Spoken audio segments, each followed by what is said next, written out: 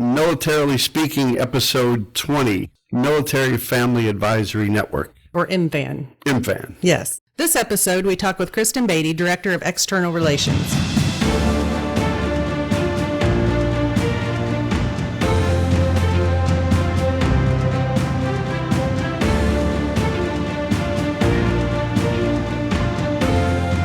I'm not going to do a personal segue today, okay?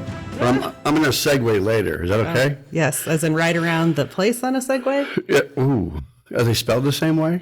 We can't afford the work comp for you to do that. Segway is Segway. I don't know. Well, what good are you? Apparently not very much. Carry on. All right. Welcome to Militarily Speaking, brought to you by Armed Forces Bank. This is Tom McLean.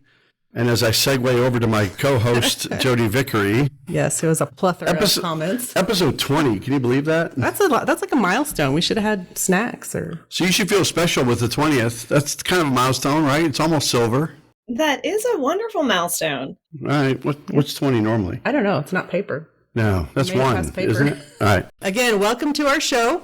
We're excited to have you listening and learning all about Military Family Advisory Network, or as we've already discussed, MFAN. I'm going to take just a second and introduce our guest. Kristen joined the MFAN team as the Director of External Relations with over 15 years of experience in development and communications for the healthcare industry. Kristen leads the development, government relations, and communication efforts. She has also led successful development campaigns in annual and major giving, and most recently led a 4-year, $42 million capital campaign for a hospital system in Pittsburgh, Pennsylvania. She has managed all aspects of development in individual and corporate giving, planned giving, securing private foundation grants, and managing government relations with state funding efforts. She prides herself on building relationships with donors and helping them focus their philanthropic giving to a cause that's important to them. She currently lives in Pittsburgh, Pennsylvania with her husband, Tom, a Pennsylvania Army National Guard veteran. Yes. Thank you for his service and for yours alongside. Kristen and Tom are both passionate about supporting issues that impact veterans' families. So wait a minute. And he's got a great name, Tom. I know. Yeah. You also enjoy doing some things like reading, right? I do. What's your favorite book? What's my favorite book? That's a good question. I've read some really good ones lately. I wouldn't say it's my favorite, but one of the best ones I've read lately was Stanley Tucci's book, My Life Through Food. It was really, there was recipes. I also love to cook, so there were some really great recipes in there as well. All right. See, we should have had snacks today for our 20th. I know. You also like to travel, so what's been your favorite destination? I would say Napa Valley, California is high on my list because I also enjoy wine. Oh, that's that wine tasting stuff, right? Mm-hmm. All right. Napa, Sonoma, yeah. And then your favorite restaurant? My favorite restaurant. It could be some mom and pop in Pennsylvania, right? Yeah, and honestly, it is. It's a great little Italian restaurant here in Pittsburgh called Girasoli. Excellent. All right. Shout out to them. They're going to pay us now for advertising. Now I see your secret plot. Nike, McDonald's. Yeah. Oh, my goodness. All right. I should have apologized at the top of this for Tom. No, she enjoys my company. I do. We've already talked several times. Okay. I'll take your word for it. We've chatted quite a bit. I was prepared for this. Yeah, she knew. She knew who I was. You understand the apology. Well, welcome. After all of that traumatic introduction, welcome. Tom and I are sure happy you've joined us today. And to kick us off, it would just be great for you to tell our listeners, some of whom are probably familiar, but not all will be, a little bit about Military Family Advisory Network and your mission. Yeah, absolutely. So thank you so much, first of all, for having me here today. It's great to talk with your listeners about our organization and the work that we do for the military community. At MFAN, our mission is to understand and amplify the needs of military-connected families. And through that is through data-inspired change. What we do is conduct research to really identify the needs of what are military families experiencing, what are their needs, and how can we then develop resources and response to those needs. This allows us to really work to develop programming, design and raise awareness, and inform policy so that we can make sure that military and veteran families are thriving. 3 of the key issues that we do address through our research and work are related to housing, food insecurity, and financial readiness. We are approaching our 10-year anniversary next year. Congrats. And we're founded by our president and executive director, who is an active duty Navy spouse. So as you already mentioned, this work is certainly personal for me. My husband, who served 10 years in the Pennsylvania Army National Guard, and our team is largely made up of military connected spouses, family members. And so we are all very passionate about the work that we do and wanting to serve the families that we do. And none of the work would be possible without the support of our donors, our partners in the space, organizations like yourself. So truly appreciate that. That's awesome. We have that in common. I think the most recent stat, Tom, is 85%, I think, of our branch team are related directly to the military, largely spouses, veterans that have worn the uniform. We understand it. Yeah. That's who we are. Yeah. So we talked to, like I said, a couple of times before, and we took on Military Family Advisory Network, MFAN, as sort of our lead organization that we were supporting during Days of Giving. So that was important to us because we know that food insecurity is a big crisis, especially in our military families. And so it made sense for us to do that. The issues hitting the national spotlight, I think Shannon, as your executive director, attended the conference on hunger, nutrition, and health at the end of September.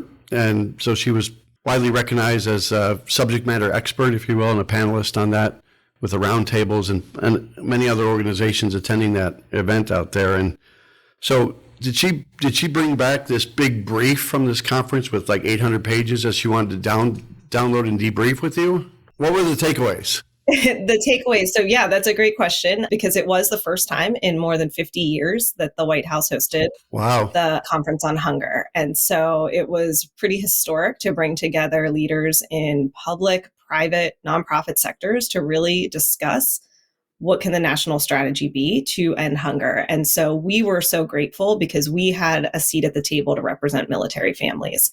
And so when being there, we were able to shed light on what is happening with military families in terms of food insecurity in some of the areas that our research has showed as the highest incidence. And so through that, we're able to really develop partnerships and talk with lawmakers and advocates about how can we lessen stigma, promote help-seeking behavior, and remove some of those barriers. Because as I'm sure you guys know, there's a culture of resilience, and that help-seeking behavior is very difficult for military families. And so the work that we're doing is to really try to reduce that stigma and let them know that we are here for them, and we understand that this is an issue, and we want to make sure that no military family is worried about putting food on their table.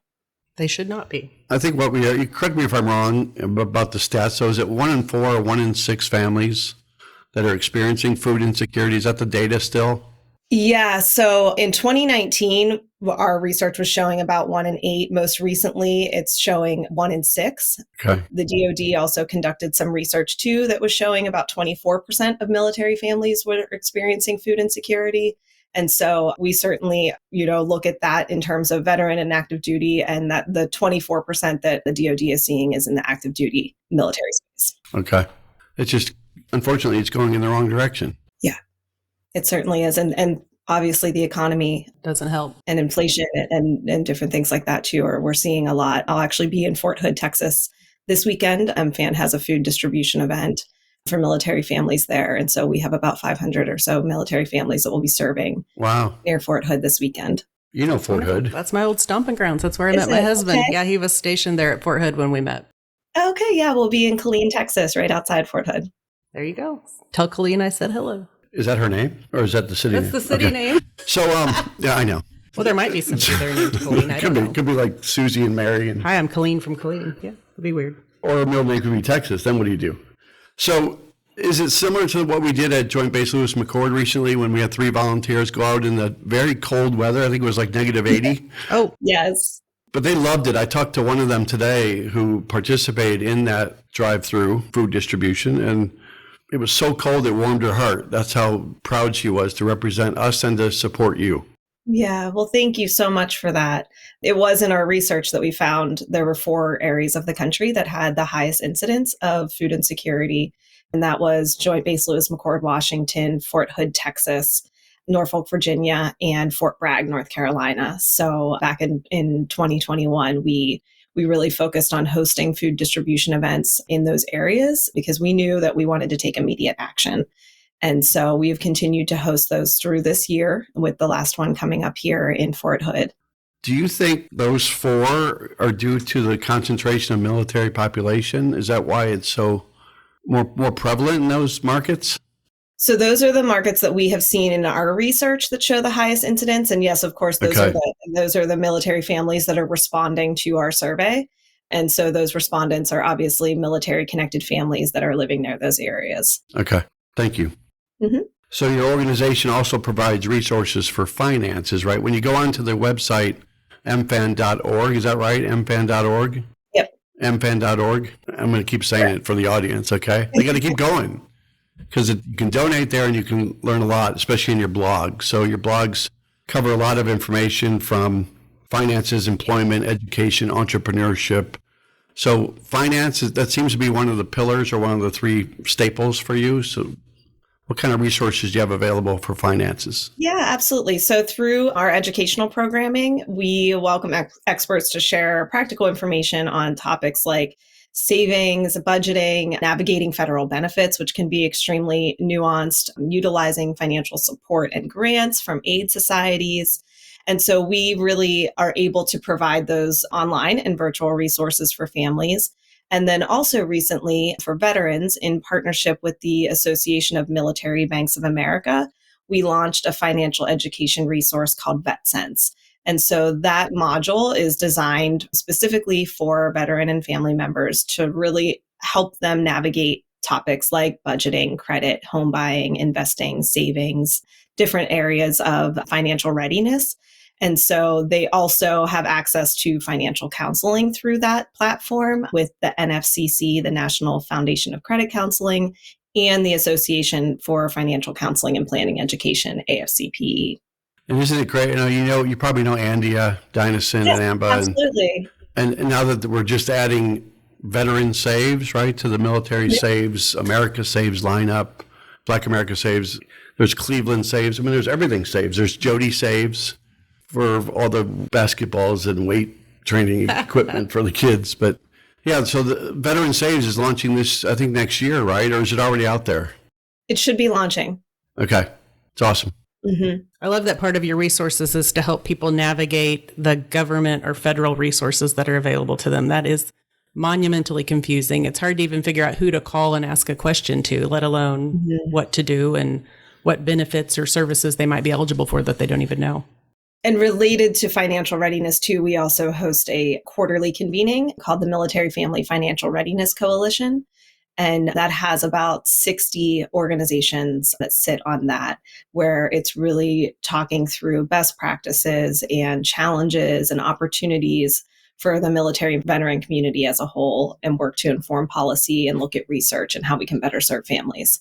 Oh, that's fantastic. Do you have any banks or credit unions on that part of the 60 organizations? We do. They will remain nameless, I take it? No, they're all listed. We have a list of everything on our website. Are they out there? Yep. Okay. Yeah. We should throw Armed Forces Bank into that, don't you think? Gotta figure out how to edit their website and put her name on it. I know. Do we have to fill out an application and get approved or something? We can certainly talk offline about having you all join that. My favorite number is 61.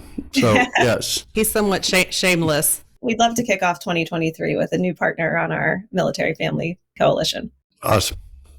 Never afraid to ask for anything, are you? No. Okay. I want to circle back to the food insecurity topic because it just strikes me as painful that that's the position that we've put our active duty families in and military families. But we've talked a little bit about the surveys and the stats, and you said the most recent one that y'all have done was 1 in 6 families is food insecure. Other than things like the food drive that you're doing down at Fort Hood here in the next several days, how do people access food resources, whether through you? Where do you point them to get help?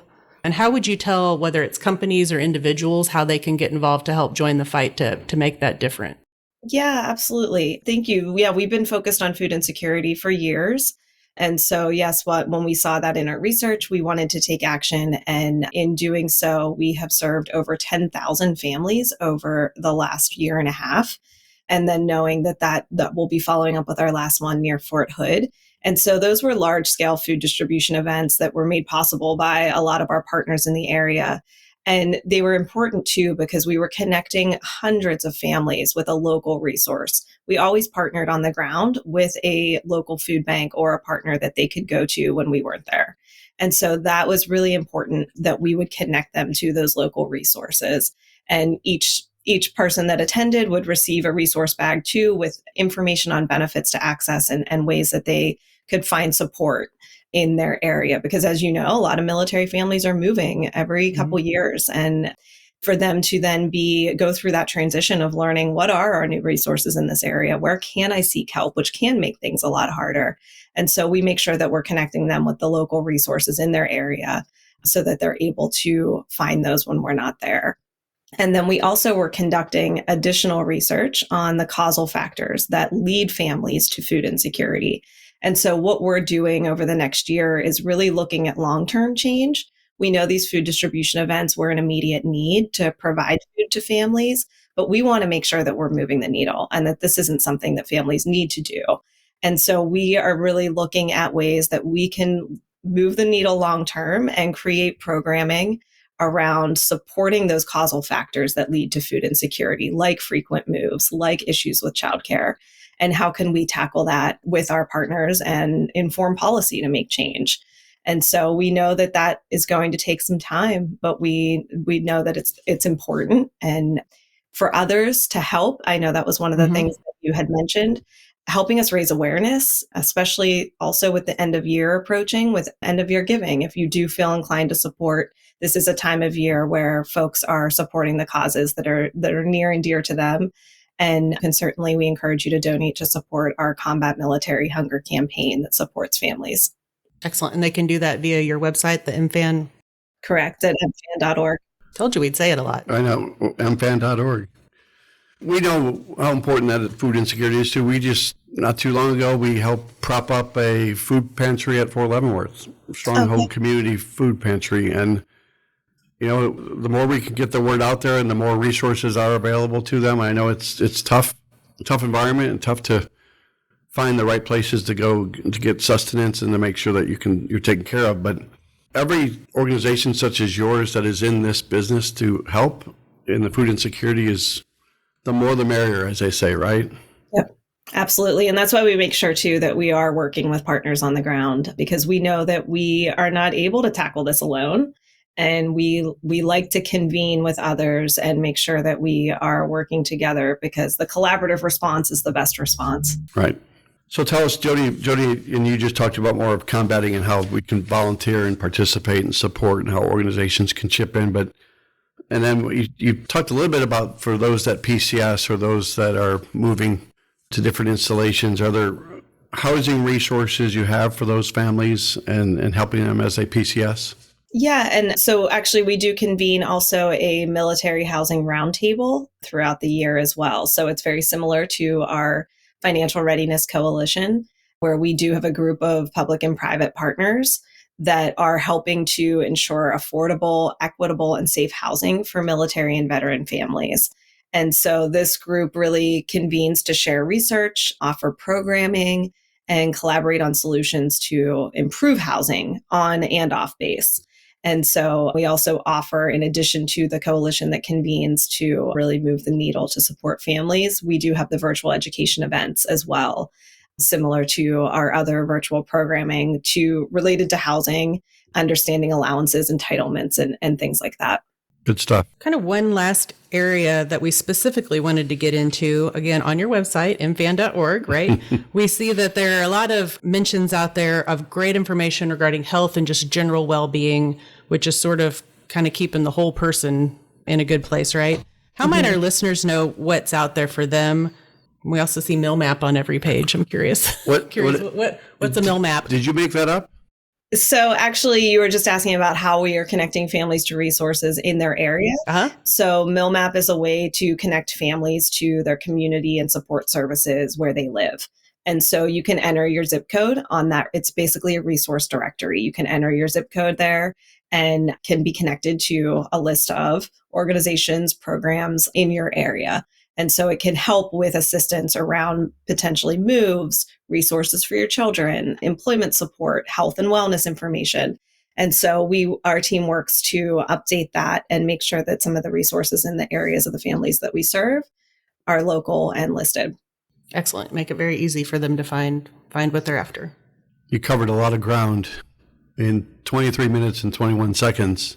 So is there anything else you want to tell the audience before we get into our game? Just her stress. We thank you for supporting our efforts through your Day of Giving. You're very welcome. And like I said, especially at this time of year, it's important to support the organizations that are making a difference. And if there are military families listening too, we are there for you with resources and help. And so just makes such a difference at this time of year to know that. And thank you for allowing us to tell you a little bit more about our organization and how others can become involved and raise awareness about what families are experiencing. Well, we definitely appreciate your time and sharing the story. And for our audience, once again, mfan.org. You heard how you can help and engage there, particularly this time of year. By the way, you and I have something else in common. We both did government relations sometime in our life, and you're doing it now. Okay, yeah. It's tough with those lobbyists, isn't it? So actually, we are in a good spot where we are not advocating. So we're not doing advocacy work, but our research informs any of so that's how we are making sure that we're moving the needle, that we work closely with policymakers with our research to inform how to move the needle and improve things for families. Well, with your attitude, your desire to make a difference, you usually find a way to yes in your advocacy. I always got to no. I know. I think there's probably a mountain of funny stories in your government relations work. Oh, yeah. That we need to dig into offline. We'll do another podcast on that. We'll invite you, too. Yes, we're putting up with you. So hopefully you'll hang out with us for just another second. Hopefully Tom didn't scare you off saying we're going to play a game. I promise we're not about to put you on the spot, but we are going to put our listening You were put on the spot on the in a game. Should we? No, that's because it was difficult. Here's a question. Tell me who Dave Wanstead is. Dave Wanstead, he was a pit coach. All right. You passed. Good job. You get a prize. It'll be in the mail in about a week. All right. So let's play the military minute. Yes. But we digress. The military minute. So if you listened last time, which I'm sure, they did, the question was regarding the movie Die Hard. We still have not resolved Christmas movie or not. Totally a separate conversation. Is Die Hard a Christmas movie? I'm going to say yes. Thank you. She's the only one that says no. I'm having a hard time with things blowing up in a Christmas movie. Yeah. Yeah, that happens in my house. All right, let's go. So the last week's question, and I'm going to leave out the last name again this time because it's very hard to say.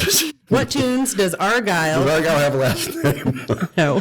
Play on the limousine tape deck on the way to the Nakatomi Plaza with McLean? So hopefully you answered this right. Do you know the answer? I don't know the answer to that. All right. I think Tom's the only one that might have. The answer was Christmas in Hollis by Run DMC. I feel cooler just. Do you know any other songs by Run DMC? I'm gonna say that's a no for me. Okay. But this week's military minute, so you can't answer. We're gonna put this out there for our audience. A question on Military Family Advisory Network. MFAN.org. MFAN.org. Yeah. According to the U.S. Department of Agriculture, food insecurity nationwide is at approximately blank %. Don't answer. She probably knows the answer. We stacked the deck in her favor. Don't answer. But, okay, so here's the deal. When our podcast drops this episode, if you know the answer or you Google the answer and find the answer, comment that on our social media page and you'll have a chance to win $50 for you and $50 to a charity of your choice. And I would just encourage you to think about going to mfan.org to use that $50 for a charity of your choice. If you enjoyed today's episode as much as Jodi did, go out to afbank.com and subscribe to the show. Also, make sure to rate us. Leave us a comment on your favorite podcast platform, such as Apple Podcasts or Spotify and YouTube. And to you, Kristen. Thank you so much. Thank you. Have a wonderful holiday, and thank you for all the great work that you and your organization do for the country and for our military families. Thank you. I appreciate you both having me on today. It was lovely talking to you, and I hope you have a nice holiday, too. All right. Thank you. Bye. Bye, guys.